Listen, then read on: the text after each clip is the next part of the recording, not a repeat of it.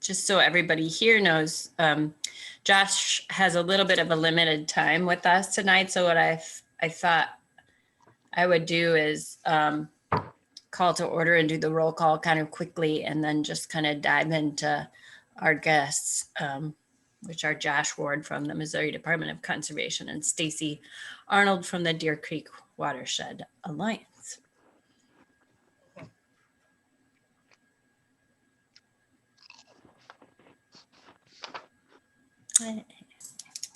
Hi, Josh.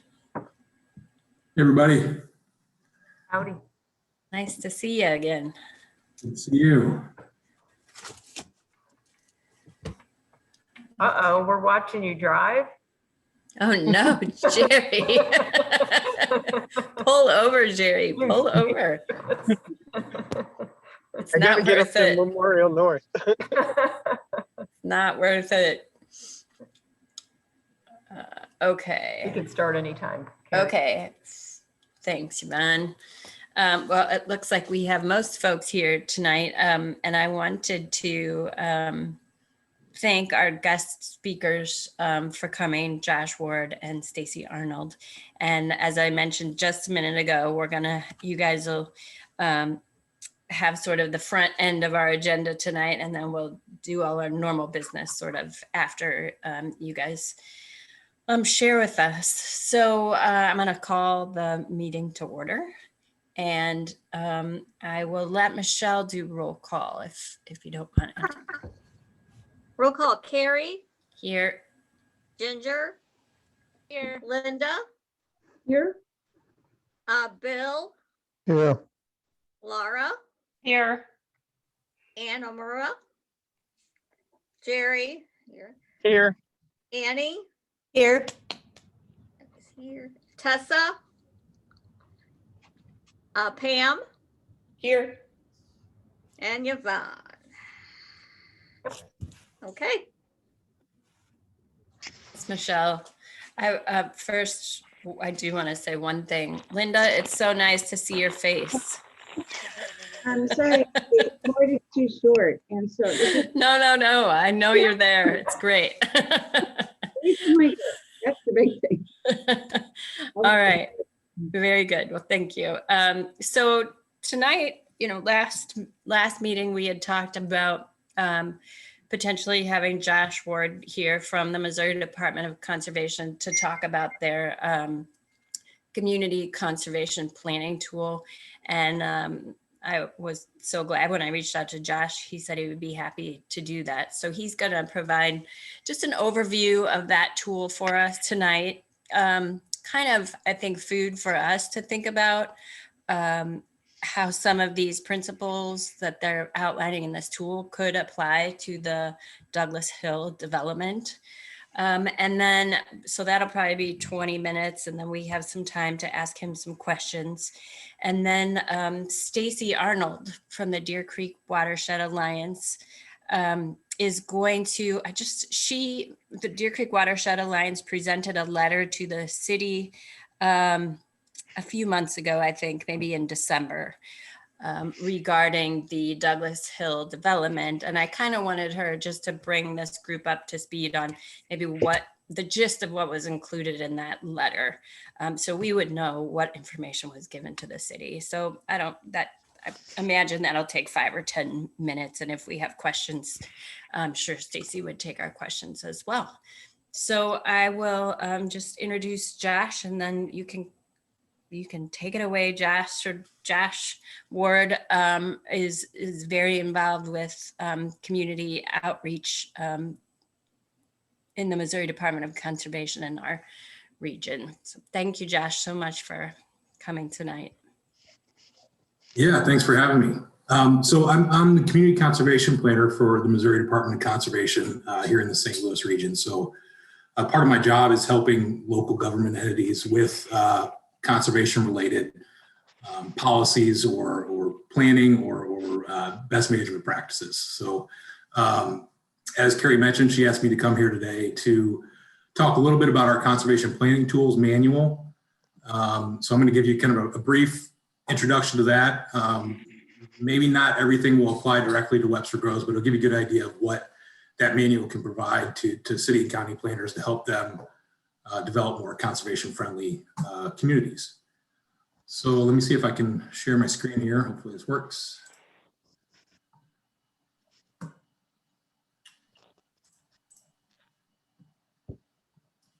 Can you guys see my presentation there? Yeah, yeah. Yep. Yes.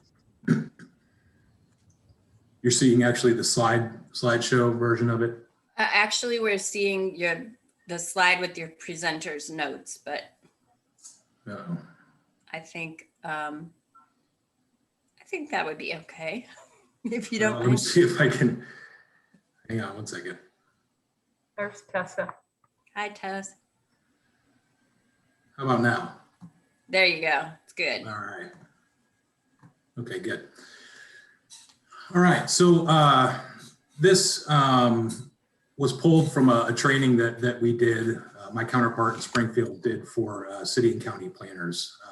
And so this manual was developed for city, county, or regional planners, and basically provides a comprehensive overview of planning tools that can be used to transform a jurisdiction into a conservation community. So we're talking about tools that will help incorporate conservation into planning policy and practices and help communities become more healthy and resilient. So one of the first things that a city can look at when they're wanting to achieve that is their comprehensive plan. So you guys may be familiar with these. These are basically the foundational policy document that guides decisions over the next 10 to 20 years, depending on the city. And sustainability standards can be incorporated into these things. And in fact, American Planning Association developed a guide for that. So a comprehensive plan with a natural resource inventory and well-crafted zoning ordinances can help identify sensitive environmental areas and keep development from impacting those areas. So common topics in these comp plans include things like land use, transportation, housing, economic development, and community facilities. And some are even starting to incorporate green infrastructure and climate adaptation components. So when these sustainability standards are incorporated into comp plans, they meet the needs of future generations without compromising the ecosystem on which we all depend by balancing those social, economic, and environmental resources and interests. So this is a graphic that was developed from that APA guide, and that guide developed identified 6 principles of sustaining places, and these principles are normative statements of intent that underlie the plan's overall strategy, including its goals, objectives, policies, maps, and other content. And so in the framework, each principle is activated by a number of specific best practices for sustainability.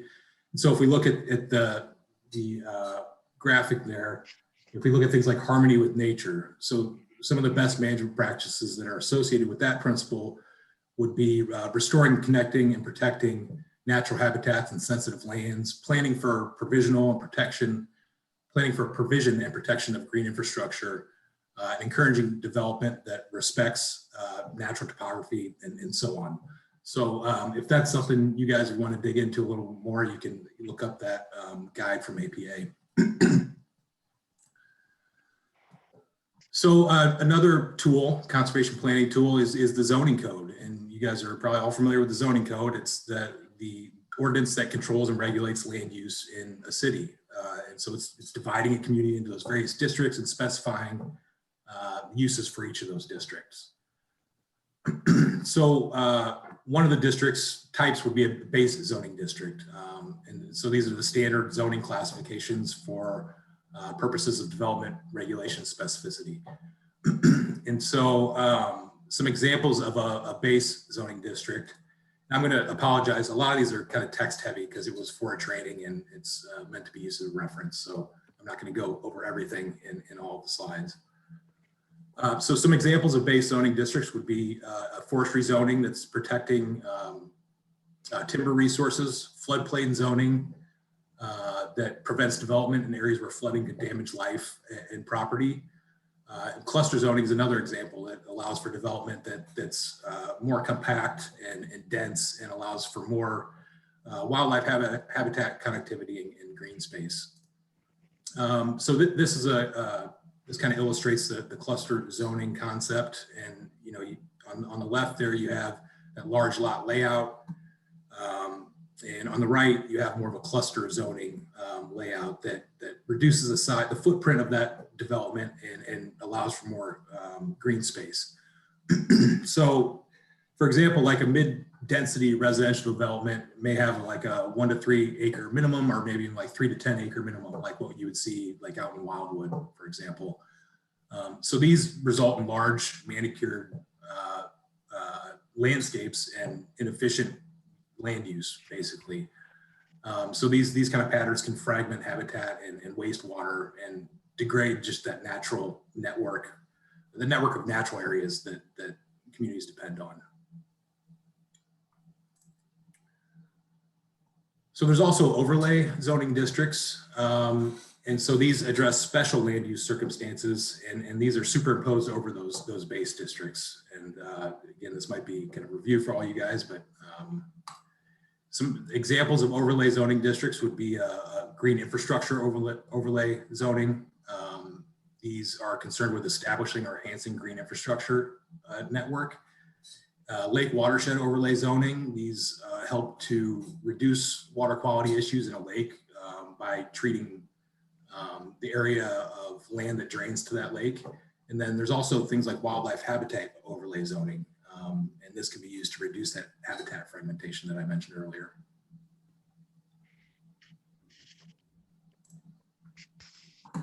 Okay, so moving on to ordinances. So ordinances are those laws or regulations adopted by a city. And some of those examples, as far as like conservation related ordinances, would be a tree preservation and protection ordinance. I think Webster Groves has one of these. There's also weed ordinances. You guys may have noticed several municipalities starting to allow for native landscaping and ecological landscaping in their weed ordinances, and even restricting the use of invasive species in some cases. Another example of an ordinance that kind of directly relates to the area that you guys are interested in is a stream setback or buffer ordinance. So these basically provide a buffer adjacent to the stream, between the stream and adjacent land uses, to protect that riparian corridor that we know is so important for the natural function of the stream and wildlife habitat and water quality. A lot of times these buffers are designated by like just an arbitrary number, 25, 50, 100 feet. But ideally that these are developed with the natural features in mind. So for example, in Kansas City, they developed an ordinance that follows the natural features of the land around the stream as far as like what can be regulated. So they have 3 zones there, and as you get closer to the stream, development becomes more restricted, with no development allowed in the floodplain zone. So this is an example of like an ideal stream ordinance. So it's helping to maintain those natural resources and also avoiding water quality issues and damage to infrastructure and personal property and all of that. So if developments throughout St. Louis County over time had kind of taken this into consideration, we wouldn't be dealing with as much erosion and flooding, flash flooding as we do. And along Shady Creek, I'm sure you guys have probably seen, that's a pretty common problem there.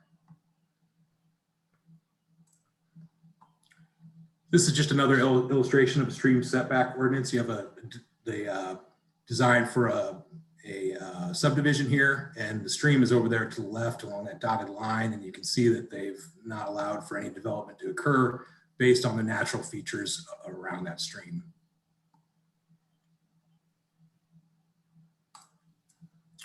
All right, so moving on to design and development regulations. So these are standards that can be used to direct or guide external features of a development, as well as the relationships within the development site and between development and adjacent uses. So some examples of these standards would be landscape design guidelines. So these basically outline the desirable plant species selection that you could use and design qualities for planting of trees and shrubs and other vegetation. So we'd want things like native plants to be incorporated into that ideally. There's also site design standards that control the design and layout of new streets, lots, and parking areas, and establish minimum setbacks, build two lines, for new structures, and all that stuff. And this can help localities have a considerable influence over things like the amount of impervious surface that's added to a watershed by a new development. Another example would be green infrastructure design standards. So these are providing that guidance to developers on how to integrate natural resources into infrastructure. And so this is something that could occur with any sort of redevelopment project around our region. It's basically just mimicking the function of the natural resources that would have occurred in those areas pre-development.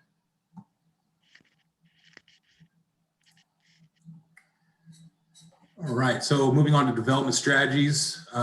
This section of the manual is more intended for areas that are still developing and expanding, but some of it's relevant. So these establish that approach, pattern, and layout or location for development that achieves those site-specific or community goals. And some of these could focus more on natural resource conservation, others on human health considerations or existing infrastructure. So here's some examples of development strategies. Again, a lot of text, so I'm sorry about that. Infill development strategies. This is something that, where you're utilizing vacant or underused parcels, and this is occurring in areas throughout St. Louis City, where they've had declining population and an increase in vacant and abandoned properties. There's also mixed use development strategies that recognize many land uses and activities are compatible. And then pedestrian oriented development strategies that allow for more walkability and reduced dependence on motorized vehicles.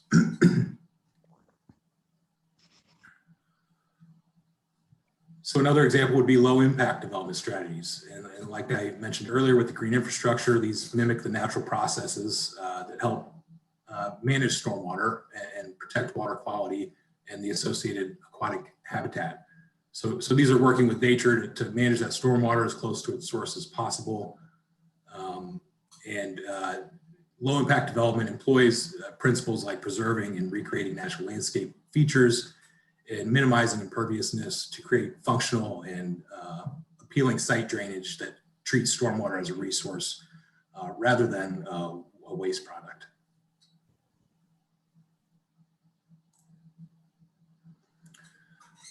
So moving on to management plans, these are typically, at least in my world, a little more natural resource focused.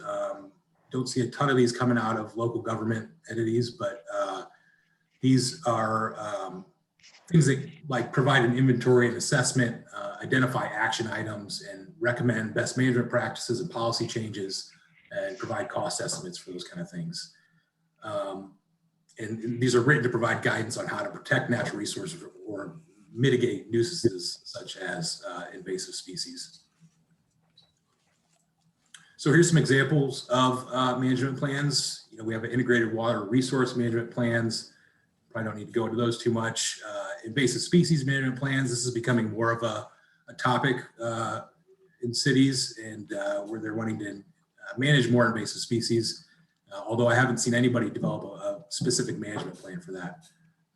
Hopefully that's coming soon, maybe from Webster Groves. And then watershed management plans. And so this relates directly to Webster Groves and the area that you guys are interested in. So these provide the assessment and management information for land that is contained within a river basin. And the Webster Groves is actually within an area that has an existing watershed plan, the Deer Creek watershed plan that was developed by Deer Creek Watershed Alliance and Stacy. So I'm not going to talk too much about this because I'm sure Stacy will go into it a little bit. But basically, it's a plan that's developed to maintain and improve water quality and quantity in a watershed, and reduce things like stream bank erosion, sedimentation, and flooding. And then there's also some educational and analysis and monitoring components that are included in that as well. So I just wanted to give you guys a quick perspective on some of the things that are going on in that directly around that area. And so, so I have this marked here. This is that development that you guys are interested in. And just downstream from that, we have Shady Creek Nature Area. I believe this is an area that was purchased with the help of MDC. Yvonne, correct me if I'm wrong on that, but and Webster is working hard to reduce the invasive species in there and help establish more native kind of vegetation.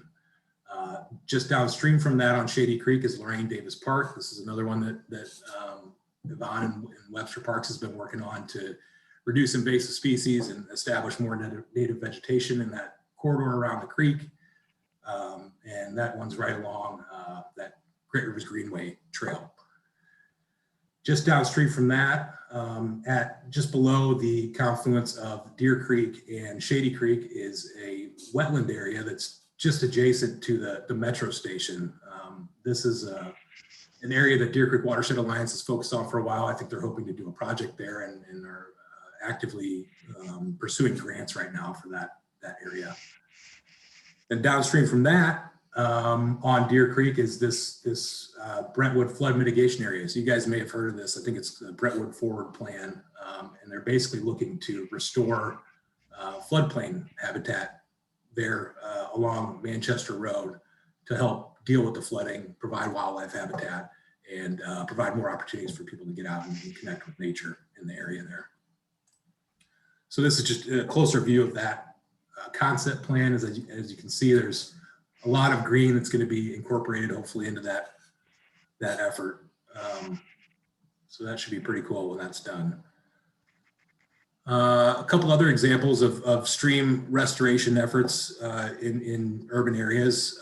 In Springfield, they've been doing a lot of this kind of stuff. So there's the South Creek restoration where they're actually removing this concrete channel and restoring it to a natural creek channel.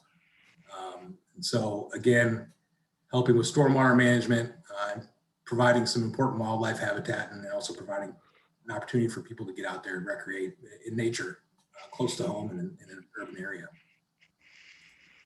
This is another example from Springfield, the Fast Night Creek Stormwater Improvement Project. This is a smaller project, but I just saw this one pop up the other day on the internet. And basically they are taking a creek that was put into a pipe years ago and daylighting that. So they're bringing it out of the pipe and restoring a natural creek channel in that area, and also some habitat around that creek to help manage stormwater and all those other things I've already mentioned several times. So that's all I have for examples and conservation planning tools content. Basically, I mean, things, as you can see from some of those examples, things are going in the direction of conserving and restoring these natural habitats. And so I think it's important that any, city is considering that when they are looking to redevelop areas, that, these are areas that should be treated as infrastructure, and it's important to protect them, and they're providing real benefits to our community, and people find them to be very important. So that's all I got for you guys. If you guys have any questions, I can take questions. I have a question, Josh. The Metropolitan Sewer District kind of forces really a lot of communities to develop some of these elements you're talking about, like kind of some of that green infrastructure, maybe. But I don't know, I guess I see those at like the basic level, like you have to do those, you're required to do those in order to build your project, basically. Like, I guess I'm wondering on the scale of things, like where, what you've described would be like an A+ community that's doing, you know, several of these things, or communities doing all of these things. And, you know, we know that people have to do a minimum, which is what MDC is having, or excuse me, MSD is having folks do. I'm just wondering, like, what's reasonable for a community to do, or what are you seeing across the region? Well, I mean, that's a good question. You know, it'd be tough to implement all these things, but I mean, ideally, this stuff starts at the base level, that foundational, you know, document with the comprehensive plan and making sure that these things are part of policy in the cities. So, you know, that it depends on so many different things what a city is capable of doing, but you know, cities that have resources. You know, I think their residents expect them to at least do the minimum to protect natural resources. So I don't know if I can really answer your question, but you know, I would think just at least starting with determining what you have and protecting those areas, that's a good start. You know, a lot of cities, not a lot, but some cities like Columbia, in Kansas City, they've developed natural resource inventories to help them identify what they have, you know, and then they can use that to inform zoning and other policy stuff. Okay, thank you. Does City of Webster have a street tree or park tree survey, Yvonne? Yes, we do. Yep, we just had one completed with a TRIMS grant about 2 years ago. Perfect. That's for public right-of-way trees. Mhm. Now, I will say, you know, Webster's doing a great job, and Yvonne, I've worked with Yvonne on several different occasions, and she's really working hard to you know, make sure Webster green spaces are managed properly. It's a ton of work to get rid of invasive species and improve those spaces for people and wildlife. So Webster's definitely doing a good job in that respect. Yeah, I did notice several things that you talked about. I felt like, yeah, we have that, we do that. So that was reassuring. I guess I'm looking for, like, what are some things, and maybe we just need to talk about that among the commission here, but what are some of the things that are, you know, kind of reasonable to ask the city or the council that, you know, when they're already doing some of these things, which are like the MSD things or some of these other conservation efforts that Yvonne is really putting in place, how do we, just trying to figure out how we make sure that these types of areas our guests are getting looked at. And I think, I guess just providing these tools, you know, for council or providing the watershed management plan that Stacy has, I think are some of the best things we could do, is just let them know what's out there and what's available. I see Webster could really be on the forefront of some of this conservation planning.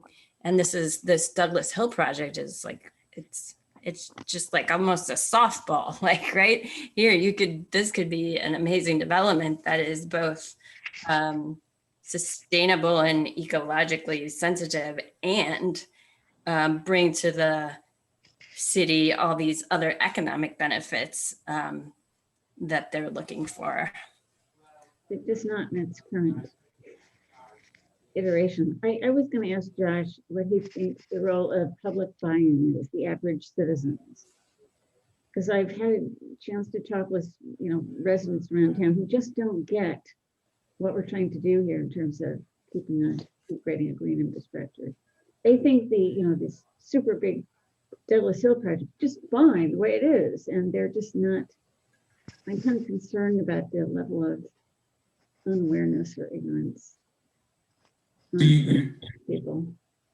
Yeah, I understand. You said what is the role of a resident? Is that what you said at first? I couldn't hear you. Is it, in your experience, can it be tip it the wrong way if citizens are not cognizant of? Well, yeah, I mean, advocacy from residents within a city is a big thing, and I've seen it create results. You know, if enough people make their voices heard to their elected officials and go to public meetings and all of that, you know, it does make a difference, and it does result in action sometimes. So it is really important to, you know, people may think they don't have an influence over that, but if enough people are making their voices heard, you know, it can make a difference. As far as awareness and education, you know, that's a tough one. And I think that's what things like the Deer Creek Watershed Plan are aiming to do. You know, they're trying to educate folks on the importance of these kind of things. So I mean, maybe Stacy could add something on that, but it is tough. I understand what you're saying. It seems like COVID is disrupting this so much, because I think if we had our way, we would be having, you know, meetings open to the public to explain, you know, our approach to what you know, the development people want to do. But we can't do that. So that's why I'm a little concerned about these horrifying. Well, I think we can have more big apartment buildings. Why not? You know, I don't know. I I would like imagine. to say a couple things. Um, Well, let me say really quick, Josh, Pam Bliss is our liaison to city council. So she's a council member. Okay. Hi, Pam. Hey, Josh, thanks for presenting today. Yeah, thanks for having me. So we are just not in a position yet to have those town halls, not only because of COVID, which we're going to do anyway, but it's because we don't have all the information yet. And we've hired a development strategies, a planning firm to give us that information. And once we have that and it's become kind of more solidified and communicable, then we will be having meetings and have more outreach and community engagement. So that's just taken a while. There were some things that were taking longer than expected, such as getting the information from the county and then just giving them time to work on this. So I don't want to say we're hesitant, and we don't want people to be up in arms, not knowing what's going on. So we just haven't gotten there yet. Yeah. That makes me feel good because we, you know, as a commission, you know, it's our job to look out for these types of spaces. So Yeah. I feel like we have time, and by speaking with Josh and Stacy, we can educate ourselves and hopefully bring more information to you and the council and to the planning department. Yeah, I'll give my report tomorrow about our meeting tonight. Okay. And then I'm actually got some other meetings going on that I can kind of I'll stay with it. Awesome. Put it that way. Yeah. Awesome. I have a question because am I wrong, or is this a private project? It's on private land, correct? They bought it. So can we even go forward and do these kinds of things since it's not a public? I mean, they can move ahead and do whatever they want after they've bought it, right? Well, they haven't acquired all the property yet. Okay. So, yeah. But even if we do we even have a say to go forward with, since it's not public land? Right. Right. I mean, I would say yes. You know, the residents are important, and they're, you know, who I work for. So, yeah, we'll be listening. Well, and I think that's in particular where some of these tools Josh is talking about would come into Right. play, you know, overlay zoning where, you know, the city could say, we don't want to develop in a floodplain area or within this, you know, distance. I mean, that's that's up to the city to be able to say, or this is an ordinance that we've created to protect these kinds of spaces. So the developer may own the property, but they are developing within the city of Webster Grove. So, Yeah. well, if nobody else has any questions for Josh, I know you had to bug out, so I will. I appreciate you visiting with us tonight, Josh, and I'm sure if we have questions, I'll bring them to you down the road. And would you, given the opportunity, want to repeat this presentation or maybe meet with the city planner or have further discussions, I guess? For sure. Yeah. Okay. Yeah. I mean, if that's something the city planner wants or the city of Webster wants, that's part of my job. So Awesome. yeah, they can follow up with me anytime. And if you guys have any additional questions in the future, please feel free to get in touch. Okay. All right. Thank you very much, Josh. All Thanks, right. Josh. Thank you. Thanks for having me. Josh. Thanks, Josh. All right. Well, I think we'll just jump right into Stacy. I think I was so glad to see Josh mention the Deer Creek watershed master plan. So that's a good bouncing off point. Yeah, I didn't know you guys would set the stage so nicely and that Josh would share. So, the maps and everything. So that's great. I'm really glad that he did that. And I think I can kind of follow up on some questions that you had about different things, because I think I know some of you have been around for a while, but may not know certain things that have transpired over the I'm thinking 12 years now that the Alliance has been working with City of Webster Groves. And just a little bit introduction, I think Carrie already said, my name is Stacy Arnold with the Deer Creek Watershed Alliance, which is a project of Missouri Botanical Garden. And just touching on what can citizens and residents do, the Alliance was actually formed by a group of citizens that live in the watershed that went to Missouri Botanical Garden and said, we've noticed that the water quality in Deer Creek has diminished and we want to do something to help improve water quality, and will you sponsor our work? And that's how the Alliance started back in 2008. So I guess it would be coming up on 13 years now. So I will mention that there is actually an ordinance in place in City of Webster Groves in favor of the Deer Creek Watershed Plan that was passed in I think you were among the first, because City of Webster Groves is very proactive and you guys are doing great. Whenever you ask Josh where municipalities or cities should usually fall, I always think of City of Webster Groves as one of the star examples of municipalities doing things. So I just want to thank you for that work. So I'm thinking that you were probably among the first of the municipalities to pass a resolution.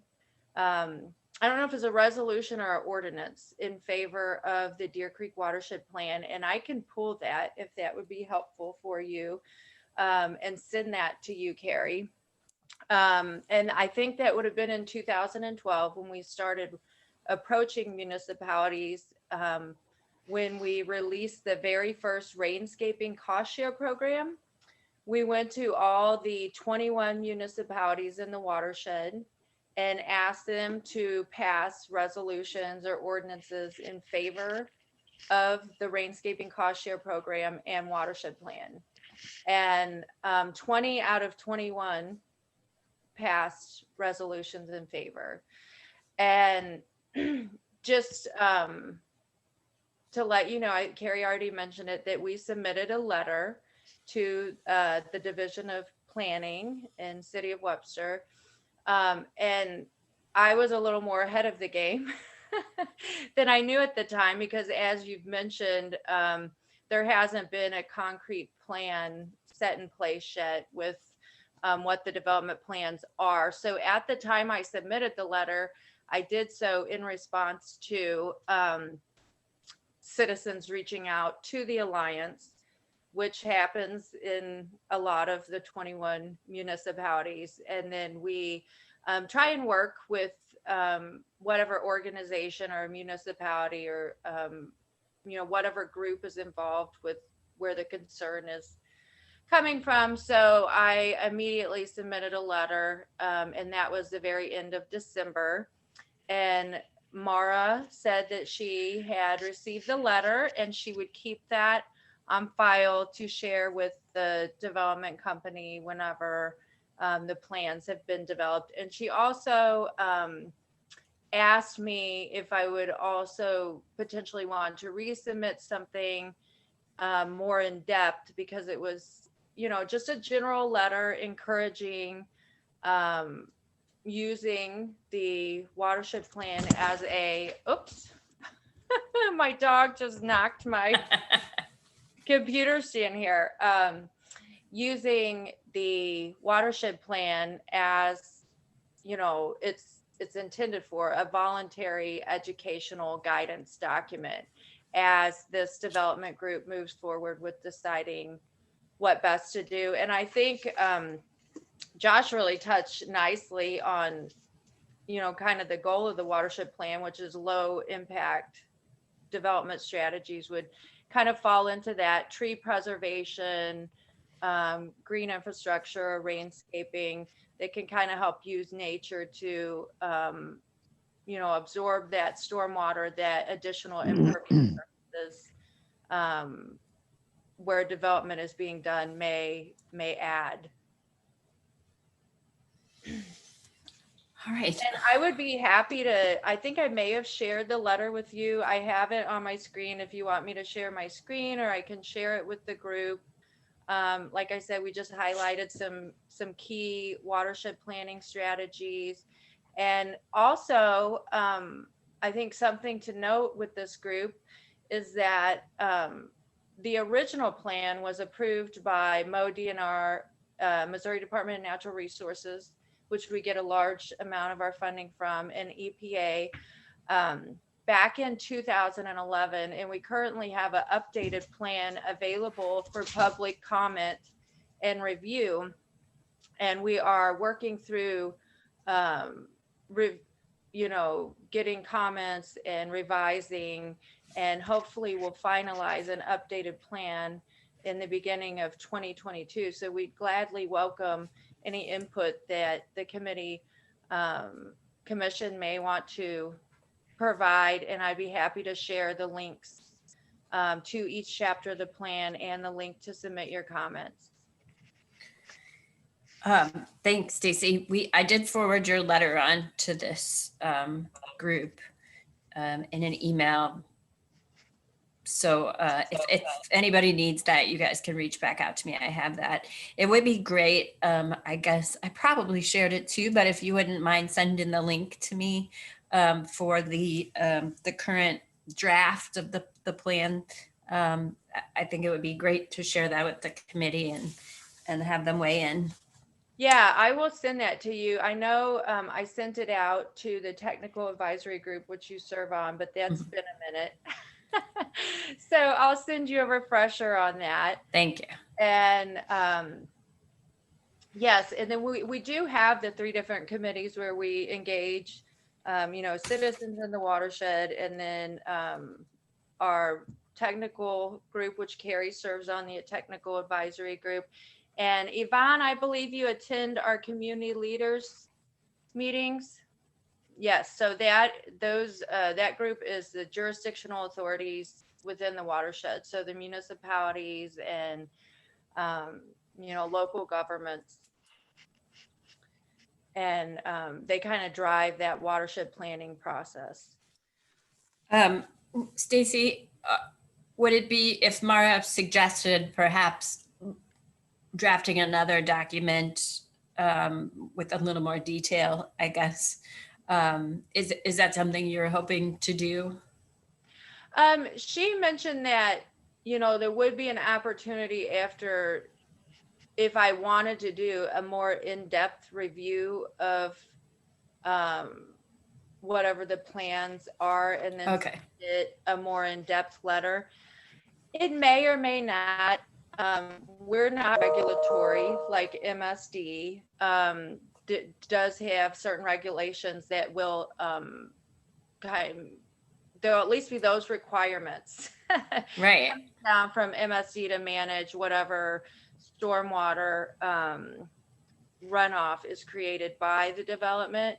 So we may or may not insert ourselves into that more in-depth review of the plans for this site. However, we do have that in place, just, you know, saying, please keep these things in mind. And I would really like to stay in tune as the discussion develops, and we may or may not be able to, you know, offer additional review and more comments down the road. Sure. Okay. Just wanted to, I guess, know what you were thinking. So that's good. Yeah. I appreciate that. Yeah, if it seems appropriate down the road, we may carry. It just depends. Okay, that's understandable. I think a lot of things depend, as Pam said, on you know, what this plan looks like when it's sort of finalized. And I think one thing that is coming to mind to me is that potentially when we come up on the 10-year anniversary of these municipalities passing these ordinances or resolutions in favor of the plan, and now that we're going to have a new revised plan in place, I may definitely decide as we're moving into hopefully a phase 5 of the Deer Creek Watershed Alliance, to include community outreach and going back to the city councils and the mayors and putting this revised plan in front of all the different communities and getting another, you know, vote in favor of the plan. Yeah, and would Appropriate. yeah. Would you mind you said, do you have a copy of that resolution or ordinance that Webster? Yeah, I'll did? pull it up. I do have them all on file. It's been a minute, so I bet it has. That would be great to see, Yeah. just to know what was sort of resolved at that time when the city was getting involved. Yeah, I will share that with you within the next few days. You know, I think, as you've said and Josh has said, and we all know because we've been a part of it, the city, you know, is sort of setting a bar here in the St. Louis region for what they're doing. And I So- will go ahead. I don't want to diminish that. I just want to, you know, if we have this opportunity to make this project even better, I would like to say that we tried that, you know, and that the city was willing to listen, and maybe it didn't work out, but at least we're exploring all the opportunities. And if we can raise the bar on this project, and it could be, you know, an example for the state of Missouri, not just the St. Louis metro region, that would be pretty cool. Yeah, I think so. And I think this would be, you know, perfect. You guys have things in place that a lot of other communities don't, like your, you know, the Green Space Advisory Commission and, you know, a very active, you guys do a lot with invasive species removal. Yvonne's very active. The city is very active. You guys are a partner of the Alliance, and we have one of the only approved watershed plans in the state. So, I mean, that watershed plan is all our plan. So I definitely think you have things in place. And I want to speak to something Linda mentioned about residents. So the watershed is primarily residential. And another thing is you have a huge pool of concerned residents in the city of Webster that are very geared towards greener spaces and doing things like rainscaping. And we have now made it through the entire Shady Grove Creek subwatershed with our rainscaping cost share program. And there was a huge amount of interest. I've now you know, been involved with the rainscaping cost share program for many years now, and we've moved into many different areas, and Webster's definitely an area that stands behind the things we're talking about and the low impact development, green infrastructure, rainscaping. So I think you definitely have some foundation to stand on to try and do the best you can with this project. And we love working with the city of Webster and Webster residents, and look forward to continued partnership. Cool. Thanks, Stacy. I have a question. I'm just curious why the one municipality did not approve Well, without naming names. some like to say we received 100% approval and don't even count the one that didn't. But some of these municipalities are very small, like Parks. So it was a very small municipality. No, I guess you wouldn't even call it a municipality. What would that? It wouldn't be a village. It was one of the smaller villages within the Deer Creek watershed. So depending on who gives this speech, they may say we had 100% buy-in by all the municipalities, but there was one village that did not. They not even sure they have a city council or any representatives to help approve something. So I guess we could say we had 100%.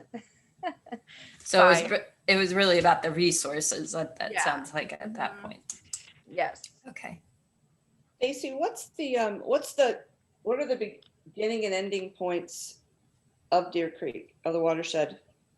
Okay, so it originates in Creve Coeur and flows about 11 miles and enters the River des Peres near the city of Maplewood. So right outside of the city of Maplewood, and it's 37 square miles. I can certainly share a watershed map as well. We have, our entire watershed map, which I think Josh pulled it up, but it's nice to have your own visual to look at, not something on a slideshow.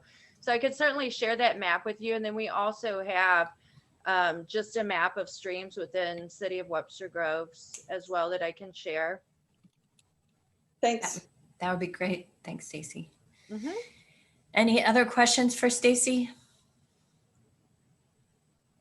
All right. Well, thanks so much, Stacy. Yeah, thanks for having coming me. out.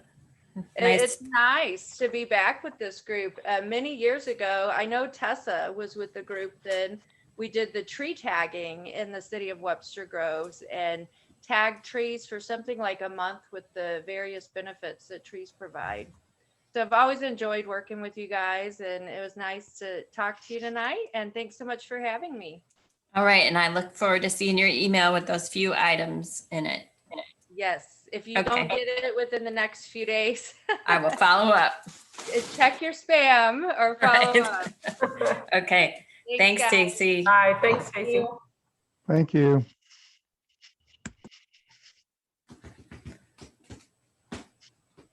All right. I think we'll just go on to, unless anybody has any comments or wants to, maybe we should take a minute or two to kind of digest those discussions and see if anybody wants to add anything to that. I think it's great to hear from those folks and know that there are a lot of resources out there that the city can rely on and that we can rely on. So I think we should, just kind of look at these conversations as tools and information for building a perspective, down the road. Is there any kind of timeline for this Douglas Hill development for them to Pam might- finalize things? Pam might have more information about that. I don't know. I know that they're still working on their submittal to the Plan Commission. So it'll go to the Plan Commission and that'll be a few months. There'll be some public hearings for that. And then it will go to City Council. And then So hopefully along the way, we will have some town halls. So they really weren't prepared when they started this whole thing. Who wasn't prepared? Well, the developer. I mean, they started having meetings and Well, things they, like that, but they did a lot of discovery and listening to the community. And then they went through a schematic design phase, and that's essentially where they are now, is yeah, putting just a general conceptual idea of what goes where. And then now they are working on their numbers and the data so that they can submit it to Planning Commission. yeah. I'm just not familiar with how long these things take from first dream to, It can be a long time. yeah, evidently. And the public, that part of discovery that Pam was talking about is very typical to a process like this. When I was at my last job, we did a lot of that. So you try and get out into the community and listen. But ultimately, the developer and the development is, they may try and incorporate what things that are brought to them, but they also want to, it's an economic driven decision for them. So we want to make sure that we at least bring these issues up to the city so that they're getting a full perspective. Okay. Okay, awesome. Yep. So then we'll go on to item 4 on our agenda for tonight, which is approval of the minutes from last month. Anyone want to approve the minutes, or anybody have any errors or omissions? No errors or omissions. So anyone want a motion to approve?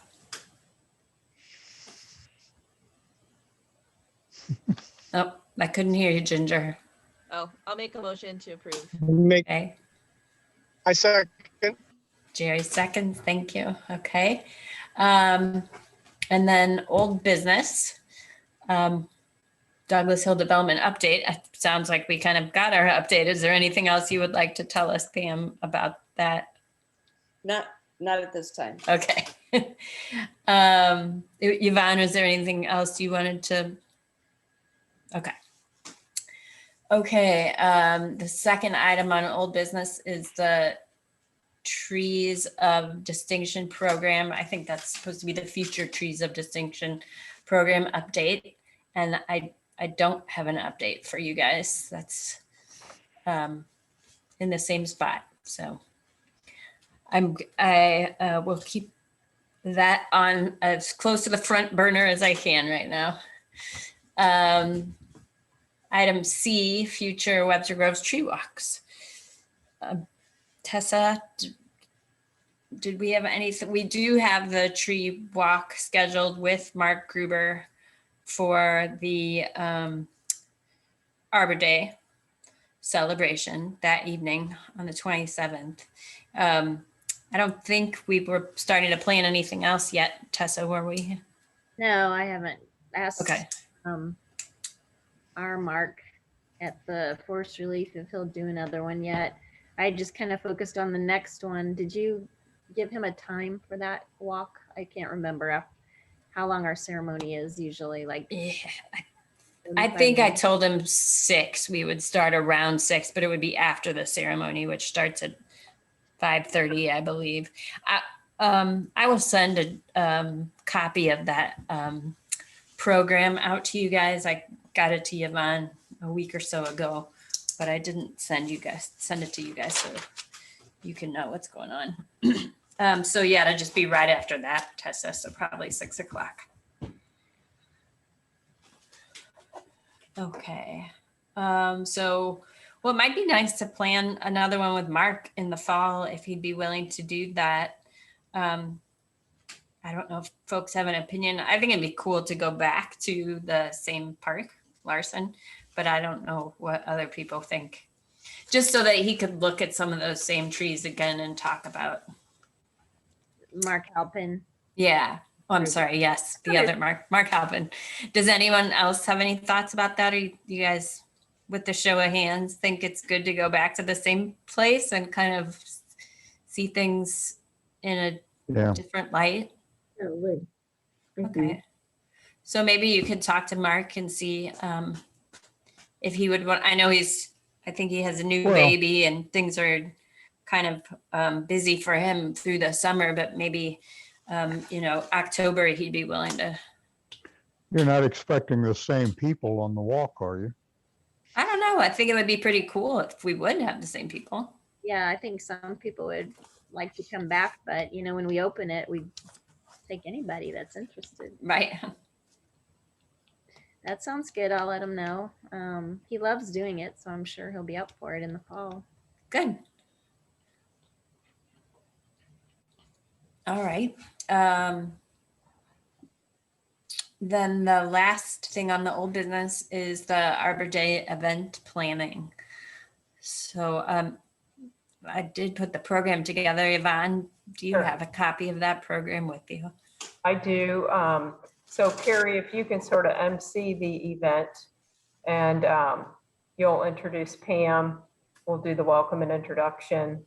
Or maybe Pam could just kick it off. And then the mayor usually reads a proclamation. And then the Tree Steward Award, Annie's not here anymore, but she will announce the Tree Steward Award awardees. And then Carrie will do the Trees of Distinction. And closing remarks, Carrie and Ginger will have the both opening and closing flag ceremony. And then one thing to keep in mind for the tree walk, the trail is torn up in places. So the tree walk will probably have to be kind of cross country a little bit, not necessarily following a trail. So you might want to give Mark Gruber sort of a heads up on that. Okay. Hopefully we'll be a little closer, but I would imagine we'll still be working on the trail at that point. And then Carrie, I don't know how many people will show up, but you talked about maybe having a kind of a speaker or something, a megaphone for Mark. Oh, yeah, I did say that. Although he won't use it, but I'll bring it. Yeah, he'll probably be okay. A megaphone would be great. Yeah, and so I did not put this on Greenkeepers because typically we will get probably 30 people or so anyway. And I don't want there to be 100 people. So I'm not going to put it on Greenkeepers, but I do want the word to get out to a degree. And then also about having help to plant the 200 trees. So just sort of spread the word in your normal venues. We'll kind of repost it on Facebook and on the city website. So hopefully we'll get enough people out there to help us plant trees. What time should I be there? If you don't want to help plant trees, I would say if you could be there maybe 10 to 5, something like that. Okay, and is there, what is Or the? I'm sorry, about 5:20. 5:20? Mhm. Okay, and then what is the limit, the capacity for the event and the walk? Michelle, do you have a handle on what that is right now? Well, the latest from the county, it talks about 50% capacity, which is really hard to determine outside. So the way we read it, it's like 30 people at an outdoor gathering, unless they're all related and so forth. So if you could keep it at 30, I think you'll be fine. So I think 30 for the planting is more than enough people. I think if we wind up with more than 30 people for, this is just my suggestion, 30 people for Arbor Day, that we set it up such that we have electricity and sort of present where the flag is in front of the main pavilion, and then people can spread out sort of grassy area and can sort of make their own decision how long they want to stay, or I think we have plenty of room to spread out there if need be. Yeah, I would absolutely agree. I haven't seen more than 40-ish people at Arbor Day, so especially if it rains, there probably won't be a whole lot of people. So. And same sign up method as, I know you have a flyer, but I just want to ask these questions. Same sign up method as the last time? I think you just show up for the tree planting We're not going to have a sign up per se, or I haven't planned on it. I can put that on Greenkeepers if you think I should. No, it doesn't matter. I just wanted, and what about the tree walk? Same thing? Sign up for that? What does everyone think? I haven't done anything about it yet. But is there a way to, like you did for the last tree walk, where it doesn't go on It could be on, Greenkeepers, but yeah. the city, so it's not quite as broadly broadcasted? But that way we'd be able to know, because I don't think many more than 30 people on that tree tour is probably a lot. This isn't Yeah, and Is then it- that way we can cut it off too. Yeah. Okay. So all of us here, and I guess, the scouts are going to be part of the ceremony, so they would need to be Mhm. counted. And if you want to go on I don't know if you should, well, yeah, so I think that's. I'll ask Scott for some guidance on how many people he thinks we Okay. maybe cut it off at.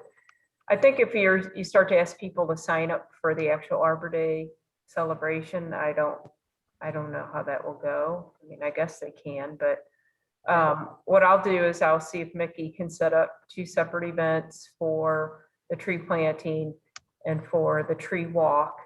And then we'll make both of those 30 and no more. And then I'll ask Scott what he thinks about for the actual Arbor Day, having people actually sign in. Some people just walk up too, so. Yeah, Because the Okay. newspaper may have its calendar by then, in which case we could put it in that. what'd you say, Linda? The newspaper is supposed to bring their calendar, the weekly calendar of events. Yeah, Okay. Okay. so that's a possibility. And then Yvonne, I think I've heard that council is invited, all of council is invited. Mhm. Is that Whoever can come in make, an email, or is that just kind of a general me telling people, hey, you're invited to the, yeah, it's kind of you just saying. okay, just wanted to Um, make sure. And we can send, Carrie can send the The brochure to everyone, the flyer to everyone, and then you can sort of Yeah, send it on as you, I'll do that. Thanks. okay. I'll send that out, Pam, to you guys, to everyone tomorrow. Okay. Okay, I guess, no, sometimes, well, I think I've been to one Arbor Day celebration. I know we've had snacks and refreshments and had handouts and things like that. Are we gonna do that this time? I think probably I will pick up some snacks that are just something we can kind of scatter on the table, like just little grab candy bar, kind of small snack type of thing, but nothing extravagant. Make sure it's individually wrapped. That's the Okay. big thing with, so, yeah, or, bottled water, but snacks have to be individually wrapped if you're setting them out. Okay. We'll keep it really simple. Yeah. And I would think if you didn't want to do anything, that people Okay, wouldn't be expecting something okay. this time period. Do we want to have, I know Tessa usually has a bunch of great resources. Should she bring those, or? I'll bring the box small and just lay them out. Okay. All right, thank you, Tessa.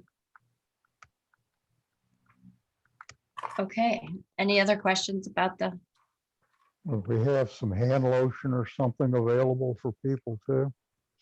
some Germax? Yeah, whatever brand. Yes, I'll have some. Okay. We actually have a whole bunch of these really tiny little, Yeah, I remember those. we're never gonna use them unless we just sort of give them away. So maybe that's the giveaway. Yeah, you had them out for something I was at. I think it was that tree giveaway we were at. Yeah. All right, any other questions then about the Arbor Day event? I totally forgot. I think I might have sent this out to somebody. We talked about, oh my gosh, a year ago before COVID, or maybe was right when it was hitting, to maybe plant a little memorial tree for Rich. And so I thought we were supposed to do it at Arbor Day celebration last year. I mean, we told his widow that we were going to do this, so I feel like we should honor that. We can just take one of the trees we were going to plant of the 200 and just maybe have whatever tree would be planted closest to where we are, if we are going to plant them near. Could we just have a short dedication maybe, and maybe we should invite her? I'm putting it out there just because we talked to her in person about it. So That seems appropriate to me. I mean, is that something? The other thing, I'll just throw this out there. Yes, I think by all means, we should do something for Rich. And we can get a hold of a bigger tree too and plant, and not necessarily, because the ones we're getting are still 3-gallon plants, but we can do that as well. And we probably will have one other tree dedication that day from an organization that purchased a memorial tree. So we could potentially have more than one, Rich and then this other person too. So either.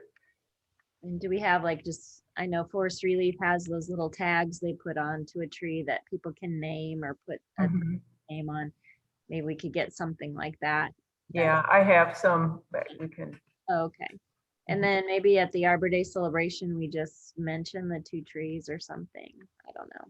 Okay. Just 2-minute.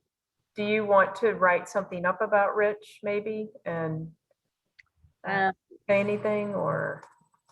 I might ask Ginger to have some help with that, because I know you're Okay. friends with the family. I can help. And then maybe before or after that, someone can also maybe it's Pam, because these folks wanted to have council say something about this tree donation. So, but I'll have to give you the details. As of the flyer being made, I didn't have that donation, so we didn't add it to the flyer. So I think it will be just something that will fit in there. So. Has the flyer been printed yet? Not yet. No, we can update it if you want. Why don't we do that? Yeah, I mean, I could, send it out to everyone and then we'll go from well, if you get me the sort of the dedication for this other organization, and then we know that we're going to dedicate one to Rich. Would you mind, Pam, if I, like right now, I think it just says Pam Bliss, introduction and welcome. You know, could I put on there that dedication of these 2 trees, and then maybe you could mention them? Yeah, I think, yeah, I will. I'm thinking maybe I should send you my remarks beforehand, just to make sure I've got everything covered. Okay. And I'm probably going to write that this week.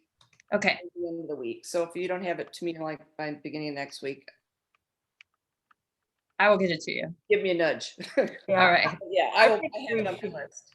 We should shoot for maybe, so you know that alley of trees that leads up from the Jackson Road parking lot, Mhm. and they're oaks and maples. Well, we've lost a few and we kind of need to fill it in if we want to keep that alley. And so the one tree memorial that we got a donation from, I think it's called La Arch.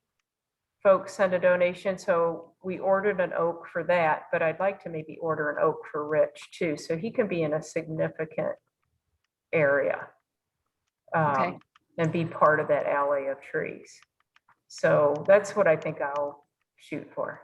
Okay. Okay. Can you send me the the name of the organization maybe, and then the type of tree, and Okay, then I can give that information to Pam okay, along with the updated program.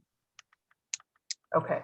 And then Ginger, if you just want to write maybe just a couple of sentences about Rich and his role, and then we can forward that to Pam and she can mention that when she mentions the tree.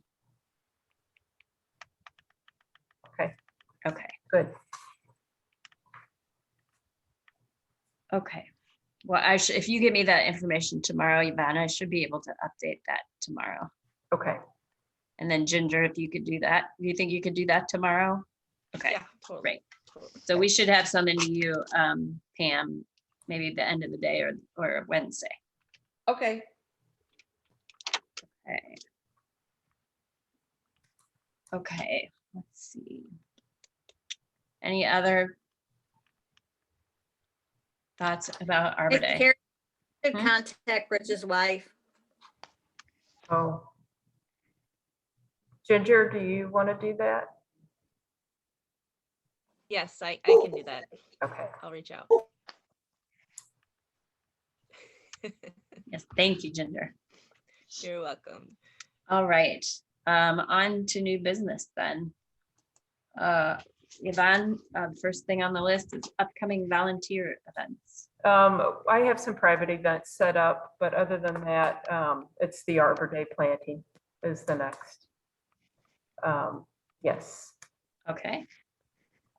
Exciting. Then the next thing on the new business is a grant opportunity discussion. I think we talked about that last time. I forgot how we were going to follow up with that.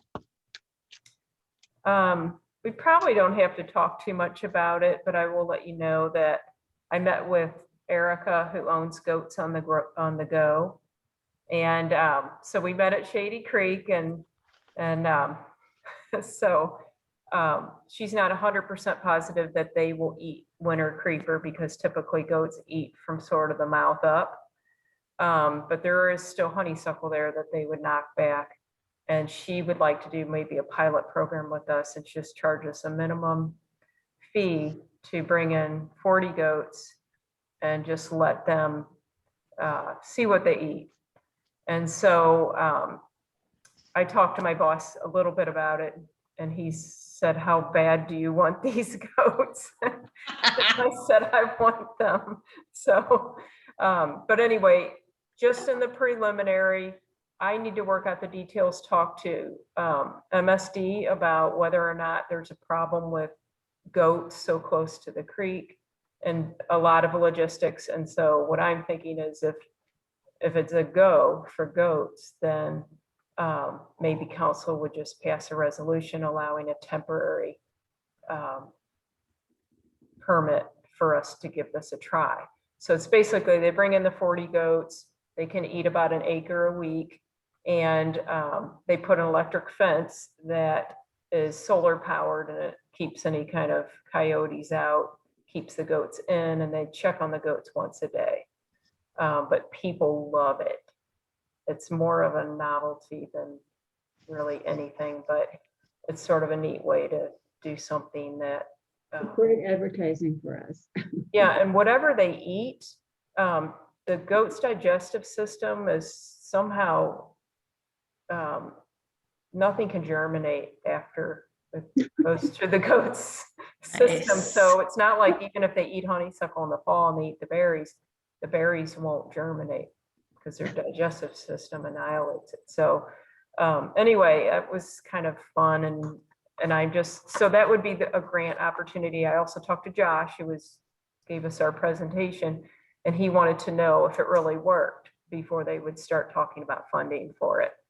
And so I think a pilot program would be sort of the way to find that out. We pay X amount and we're sort of seeing, because I've heard that goats will eat winter creeper, and so has the owner of Goats on the Go, but she's never really put them on winter creeper before. So that would be a good test for her. Yeah. So anyway, that's kind of where we are with the grant opportunity regarding goats. Cool. Are they actually going to stay for 1 week in the creek by themselves? They should, yeah. Yeah, Oh. that's what they do. They'll set up so we would have to notify all the neighbors. I'm thinking it's kind of like a prairie burn. Maybe we have to contact the health department. We probably have to contact MSD, get all our green lights, get any feedback from neighbors, which, you know, a lot of the folks who live on that street up above Shady Creek have helped with the honeysuckle sweep. So I can't imagine that anybody would be against it. It's not like they're gonna come into their yard, but anyway, we'll make sure we do all our due diligence before we bring on the goat. This is a large animal electric fence. I don't know the details of it. Yeah, they hurt. Yeah, and I was there's, gonna say, yeah, will they it keep put people warning- out? They hurt. They yeah, they hurt put big time. warnings, they put warning signs out everywhere, and you'll do all your PR beforehand, and you know, it's sort of like you can go watch the goats, but you can't get in there with them. So Cool. we'll see. That's exciting. You heard what the Um, problem they had down at Forest Park with the goats, didn't you? What did they do? Forest Park Forever was going to use goats to clear honeysuckle in an area down there. Mhm. But what the zoo happened? fed the goats before they brought them over, so they weren't hungry. Oh,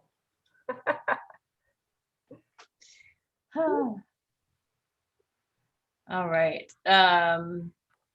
The preferred planting list, the next item of business. I think, Yvonne, if I remember, you were gonna give us the current list and then we were gonna add to it. no, that was the tree is that- list and that one's squared away. This is more of a, instead of this, plant this type of thing. Where, you know, we have a nuisance and a weed ordinance, but we do not have a, well, this is what you can't plant. This is what you can plant, so to speak, or some references. And Laura sent some pretty nice references, and maybe it's just that we all agree on, we're gonna put out these 5 to 10 different reference lists from the different entities like Grow Native and whatnot. And we put it on the city's website. And then that way, when people are proposing these things that, you know, obviously we shouldn't be planting, then I can say, well, here are your alternatives. So that's what I'm looking for, is sort of like, you know, Because not just what we can't plant, but what you actually can Or we plant. want you to plant, right? Yeah. Laura, would you mind sending those references again around, and then maybe this group can decide that by, you know, next Friday? We will look at those and, you know, kind of weigh in whether we feel like those are good references and ones that we think would be. Yeah, we have to be careful that we're not promoting a business. So they need to be neutral. Like MDC or Grow Native or. Now, if they have something on their website, I think that's probably far enough removed, because at some point you have to reference some company that can actually do the work. But I think as long as it's, you know, not the city promoting directly on their website, Mhm. but giving resources of where you can accomplish what we want you to do. really necessary. I was just talking to some women on my street who use hired landscapers. And they were going on about how they wanted to buy some more Bradford pears because their landscaper had told them it was Oy. pretty. And I was horrified and said, you know, wait, I will, because I think if there was something on Webster's website that they could go to. Yeah. and Yeah, read, there's a good but Bradford pear. after Googling all around, they just don't even know about Grow Native. They just do what landscapers tell them, and Yeah. it's disastrous. So I found a site too that I'll forward on. Okay, do you think we could all sort of look through those things and kind of weigh in by next Friday? Could you guys all find time for that? Mhm. Okay, I'll follow up with, so if you just start a chain, I guess, Laura, again, sending out what you sent, and then Linda can pop her reference on there, and then we can all sort of take a look. And Yvonne, can we just sort of give it a thumbs up or a thumbs down in an email? Yes, if everyone sends me a couple of ideas, I'll line them all up, send them back out, and people can just sort of concisely say, looks good to me, don't think Awesome. you put this one in, and then we'll shorten the list a little bit, and then we'll get everybody's blessing and see if we can get Jennifer to put it on the website. Cool. Great. So email Yvonne if you have a reference. All right. And the next item of business is updates. Updates from the chairperson. I don't have any updates. I think I've presented everything that I need to. So I'll go on to Pam. Do you have any other updates you'd like to share or any? Don't forget to vote tomorrow. We have our use tax Position? proposition on the ballot. Does anybody have questions about that? The main idea is that these are for purchases out of state, mostly for large purchases, not counting vehicles or automobiles, but large purchases over $2,000 cumulatively for the year. It's a self-reporting tax.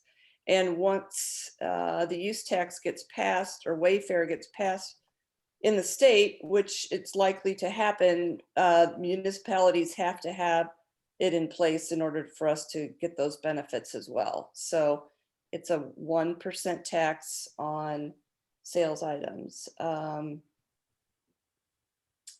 So I think unless you all have questions about that, the other thing is Planning Commission tonight is going to be starting their multifamily zoning code text amendments. So that would be applicable to Douglas Hill. And they passed the last time the residential zoning code text amendments that related to single family homes being converted to 2-family dwellings, and then the dimensional regulations. And that is all I have. Thank you. Thanks. Yvonne, anything else? Yeah, I need about an hour. No, I'm just kidding. No, the only thing I have is maybe folks can get the word out and help us out in the Parks Department. We're really looking for employees and for seasonals. And if you know anyone who wants the most rewarding summer of their entire life, they should apply. So, but, you know, just we're having a hard time getting people in. So I did just send it out to the students and alumni today, okay, and I posted it as well. So hopefully, okay, great. Hopefully we'll get some hits. hopefully. Yeah. Other than that, we're just doing our best to get all the beds ready for spring and irrigation on, trail work at Blackburn, and pretty much status quo. Annuals will be coming in a couple weeks, and be It's spring. yes. So Yay. All right. Well, thank you everybody for staying on extra long tonight and listening to our guest speakers, and we'll have a couple emails going out and around. All right. Thank you guys. Thank you. all right. Thanks. Have a Yeah. good week. Thanks, everybody. Good night. Night. Good night. Bye, everybody. Bye. Good night. Night.